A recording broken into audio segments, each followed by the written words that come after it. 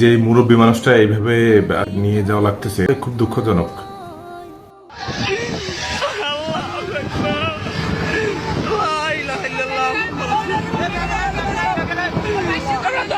গরুগুলোর কি অবস্থা দেখতে পাচ্ছেন আপনারা। গরুগুলোর যে অবস্থা আমার কাছে অনেক খারাপ লাগতেছে আসলে বিষয়টা দেখে।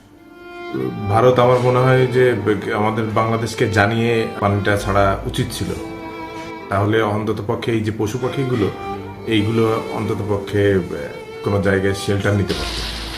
চলুন নেক্সট ক্লিপটা দেখি।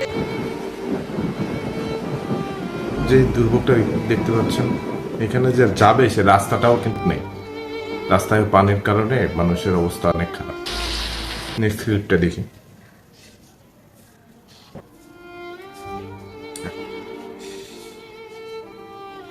আসলে দেখেন বাচ্চাটার কি অবস্থা,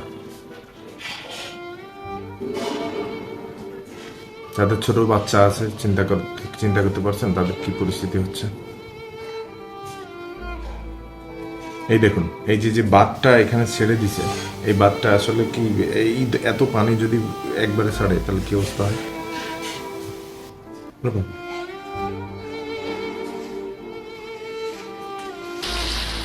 ঘরের ভিতর সাপ ঢুকে গেছে, এরকম পরিস্থিতিতে যদি আপনি পড়েন তাহলে আপনার কি অবস্থা হবে একবার চিন্তা করছেন।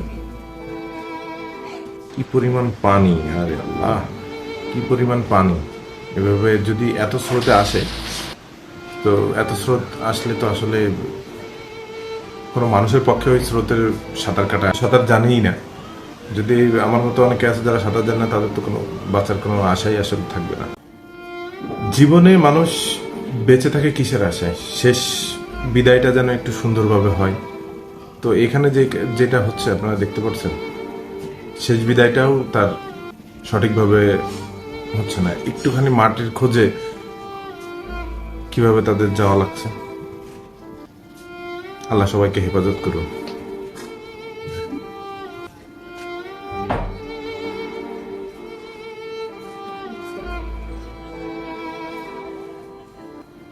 বাচ্চাটার কি অবস্থা দেখেন, বাচ্চাটাকে এখান থেকে যেভাবে নিয়ে আসছে, আসলে এটা যদি কোনো রকম পড়ে যায় তাহলে কি অবস্থা। বাচ্চাটা ভয়ও পাইছে, বাচ্চাটা অনেক ভয় পাইছে। ওই দেখেন কান্নার সাউন্ড শুনতে পাচ্ছেন।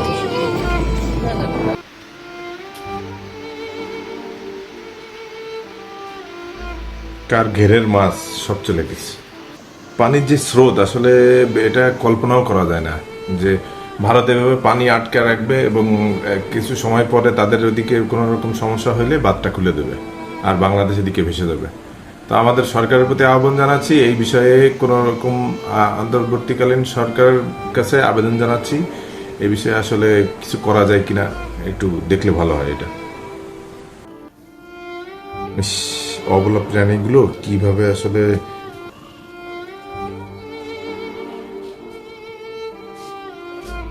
বাচ্চাটাকে কিভাবে নিয়ে যাচ্ছে। আসলে পানি, এই পানির ভিতরে এখানে কত রকম নোংরা পানি আছে, তারপরে আপনার হচ্ছে সাপ টাপ থাকতে পারে, বিভিন্ন রকম প্রবলেম থাকতে পারে, তার ভিতরে এই যে অবস্থা হচ্ছে।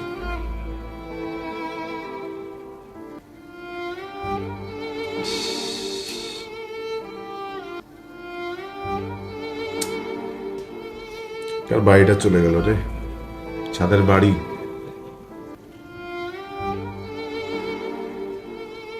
তবুও বেঁচে থাকতো না। বিড়াল ছানা দুটির অবস্থা দেখছেন।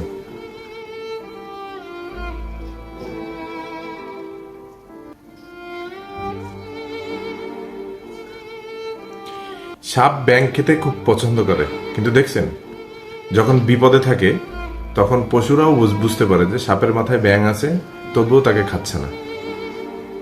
কিন্তু আমাদের মানুষের ভিতরে মানুষের সাথে কিভাবে বেইমানি করি। So sad. বাথরুমে বসার আগে সবাই সাবধানে থাকবেন। বাথরুমে যেতে গেলে আপনারা আসলেই সাবধানে থাকবেন, কারণ এরকম একটা সাপ যদি বাথরুম থেকে বের হয়ে আসে, আমার তো জান অটোমেটিক উড়ে যাবে। আপনাদের কি হবে কমেন্ট বক্সে জানায়েন।